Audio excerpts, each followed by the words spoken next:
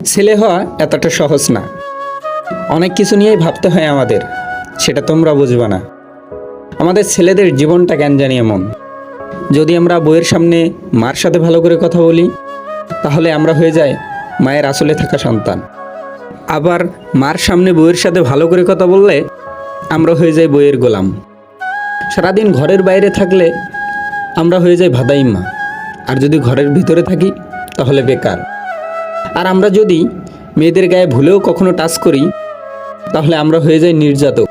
আর যদি কোনো মেয়ে আমাদের গায়ে হাত তুলে, তাহলে আমরা হয়ে যাই কাপুরুষ। একজন ছেলে কী বা করে তার পুরো জীবনে নিজের জন্য? মায়ের ওষুধ থেকে শুরু করে বউ বাচ্চাদের প্রত্যেকটা শখ পূরণের দায়িত্ব থাকে একজন পুরুষের। কিন্তু কি লাভ এত কিছু করে?